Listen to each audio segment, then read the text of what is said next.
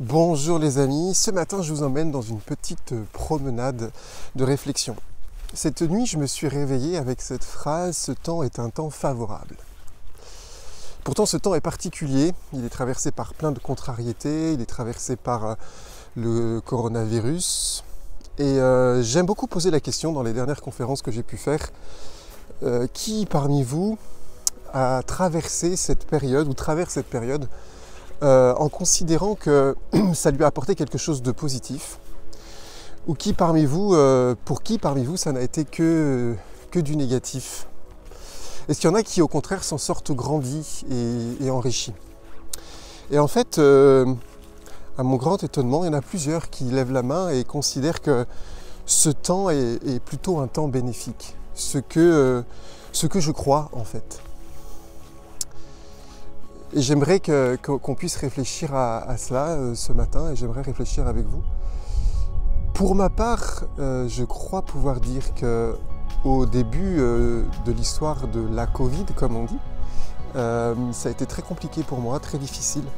J'ai traversé des semaines et des mois compliqués, comme beaucoup d'entre nous, j'imagine.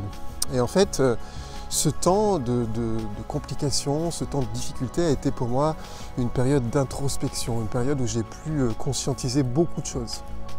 Et la conscientisation de beaucoup de choses sur ma vie, sur mon environnement, sur ce que je faisais, sur mon église, sur le monde, m'a permis de voir ce que je voulais changer, pour correspondre davantage à ce que j'étais, à ce que je recevais et ce que je voulais apporter au monde.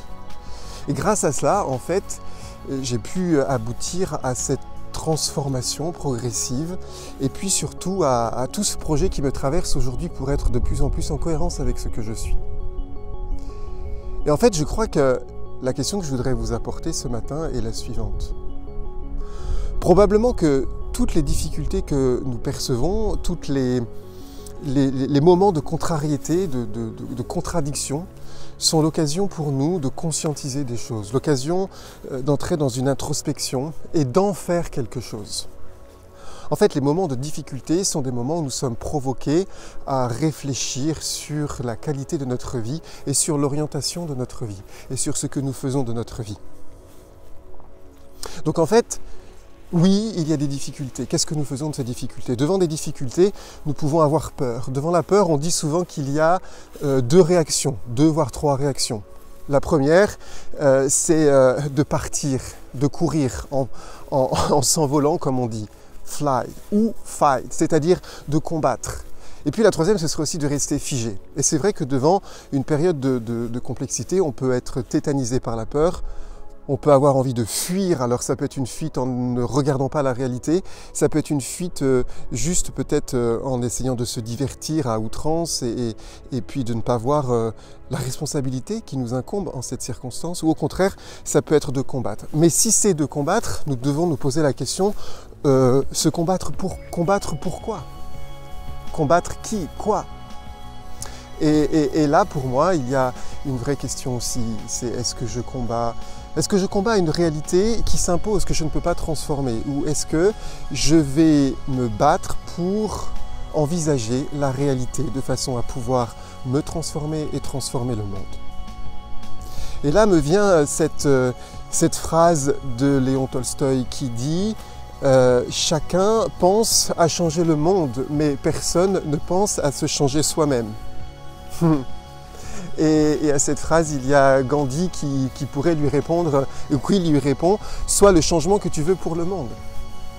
Et voilà donc le but de ma réflexion. Je pense qu'en fait c'est un temps favorable pour changer le monde. Et c'est un temps favorable pour commencer à se changer soi-même. Parce que nous changeons le monde en commençant à se changer soi-même. Et se changer soi-même, ça passe par quoi? Ça passe par conscientiser les choses. Ça passe ensuite par réaliser le changement que je désire, qu'est-ce que je veux être, qu'est-ce que je veux devenir, qui je veux servir, comment je veux servir. Et enfin, la troisième phase, c'est consentir à une transformation personnelle pour avoir un impact sur la réalité du monde. Voilà ma réflexion que je voulais vous partager ce matin. Et alors, je vous donne ces 2-3 petites questions pour que vous puissiez vous-même transformer, impacter le monde davantage. Première chose, qu'est-ce qui est compliqué pour vous aujourd'hui? Et cette complication, elle vous provoque à quoi? Deuxième question, quelle est la conscience qui vous est demandée, qui vous est proposée aujourd'hui? Qu'est-ce qui est conscientisé aujourd'hui grâce à cette difficulté ou grâce à ces contrariétés? Vous prenez conscience de quoi? Et enfin, troisièmement, quel changement vous avez envie? Vous êtes motivé par quoi? Et donc si vous êtes motivé par quelque chose, alors comment allez-vous consentir à cette transformation personnelle pour transformer le monde? Par quelle étape vous allez passer?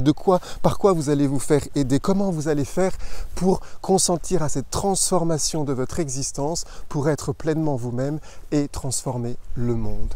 Voilà. Ma petite réflexion et mes petites questions, eh bien je vous emmène avec moi dans ma petite promenade du matin. Et vous voyez, la vie c'est comme une promenade, nous allons d'un endroit à un autre, nous pouvons contempler et nous pouvons juste avoir le désir de goûter le monde et de transformer le monde avec ce que nous êtes, avec ce que nous sommes, parce qu'en fait, c'est vrai, on est là pour embellir le monde et les situations nous provoquent à la transformation. À bientôt!